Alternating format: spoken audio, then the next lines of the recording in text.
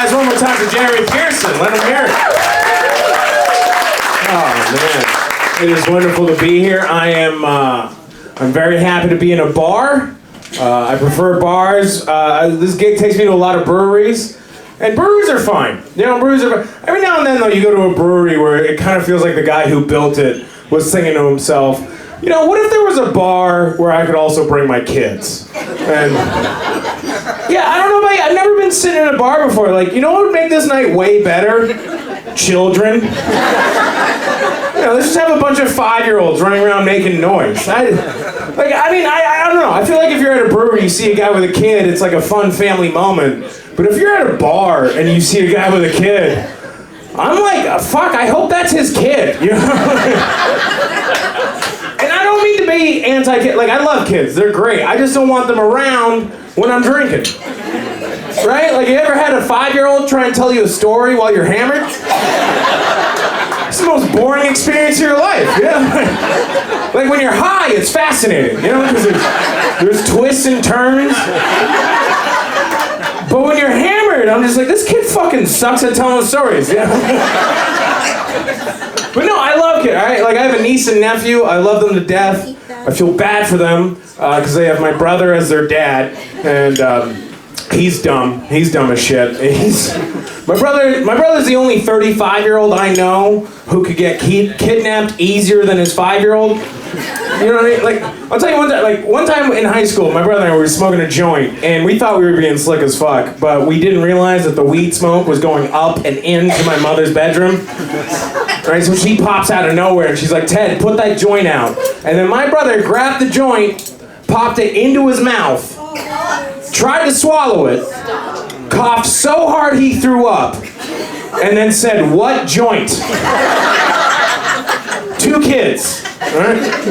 And after he got a second, he called me up. He's like, you know, Jack, now that I have 2, I'm thinking about getting a vasectomy. And I told him, I was like, Ted, that's a great idea, dude. But in the back of my head, I was like, fucking 2 kids too late, though. You know? A vasectomy's kind of weird. You know, it's a weird thing we do as men. You know, I'm not going to call anybody out. I mean, at 69, probably, right? It's weird. Like, here's the thing. Is like, I know it's commonplace now, but you know, somebody had to go first on that, you know? Like, it was experimental at some point, you know what I mean? Like, like, how did the conversation with that doctor go? Like, the guy walks into his doctor's office, and he's like, hey, doc, I don't want kids anymore. And what, the doctor is like, well, I mean, there's this thing I've been thinking about. It's a little experimental. You know, I was curious about it. I looked it up. Did you guys know that the very first vasectomy ever performed was done in 1827? Jesus is right, ma'am. I think that's way too early to be doing that shit. Dude, I'm pretty sure everybody in this room has more medical knowledge than a doctor from the 1800s. And I wouldn't trust any one of you around my balls. Do you know what I mean? Like, dude, back then if you got a splinter, they'd cut your fucking arm off. Like, what were... 1827. That means that the guy who got it probably rode a horse to his appointment. Gentlemen, you understand what I'm saying there? You know? Yeah, probably rode side saddle on the way home. You know? This is good. I was feeling a little weird all day. I had a feminine sneeze on the train this morning, and yeah, I don't know. Like, I don't know about you. When I'm on public transportation, I'm trying to give off like a vibe. You know what I mean? Like a don't fuck with me kind of vibe. And you can't pull that off with a feminine sneeze. You know, like, you can't be like, yo, I'll fuck your shit up. Achoo! Like, that doesn't work. And here's the thing, when I did it, there was like an older guy on the train who gave me this look that like older men give men my age all the fucking time. You know that look? Like, you'd never win a war. You know that? But here's the thing, he was Vietnam age, so he didn't win the war either. You know what I mean? Fuck that guy. All right. Oh yeah, I'm sorry. Okay. Whatever. Oh man, I was on Wikipedia the other day. I'm not a big Wikipedia guy, but I had accidentally taken a double dose of my Adderall. You know, so I had to like learn facts, otherwise my brain would be itchy. Does that make sense to anyone? Yeah. So I was on Wikipedia and I was just hitting random, and I got to this article about Stephen Hawking, and yeah. based on how quiet it is, I think we're all aware Stephen Hawking was on Epstein's Island, and that fucking sucks, right? But you know what I learned on this article about it is like in 2009, Stephen Hawking threw a birthday party for himself where he invited anybody from the future to come to his party. Yeah, I mean, obviously nobody from the future fucking showed up, but like, for weeks afterwards, every time he did an interview, Stephen Hawking was just like, well, guys, I guess time travel's impossible, you know? It's like, no, Steve, turns out people from the future just knew some shit, you know? You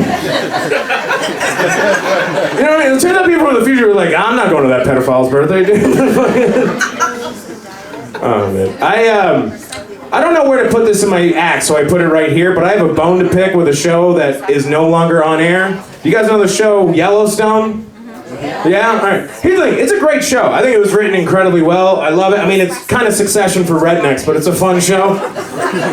My one problem with Yellowstone is, like, the whole premise of the show is that, like, liberal pussies from Hollywood are ruining America.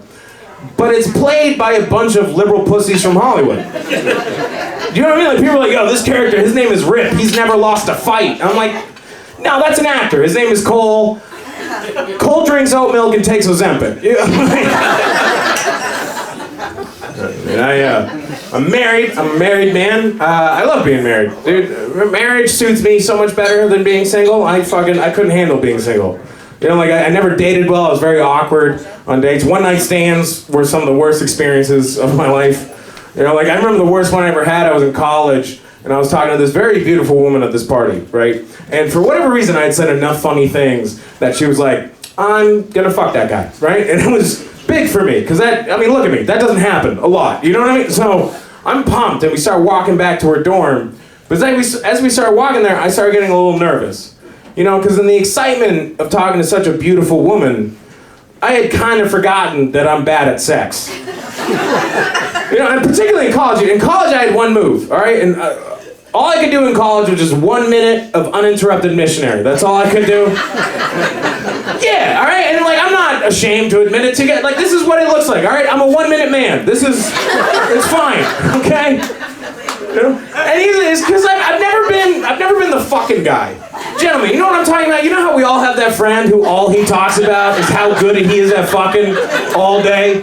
You know, he says shit like, yo, I fuck her till she can't walk. You know? That never sounded cool to me. Right? When I hear a guy say, I fuck her till she can't walk, it kind of sounds like he doesn't want her to escape. So we get to her dorm, right? Clothes come off. I start hitting her with my fucking 1 minute of missionary, you know? And immediately she closes her eyes, she puts her head back, and she goes, oh my God, your dick is so big. Which, what an angel, you know?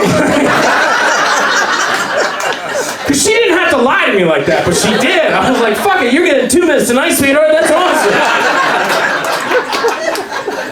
So we get going, we hit like minute 15. Personal best for me, I'm fucking hyped, you know? But, I don't know if you can tell by looking at me, I am a sweatier boy when I'm doing this kind of thing.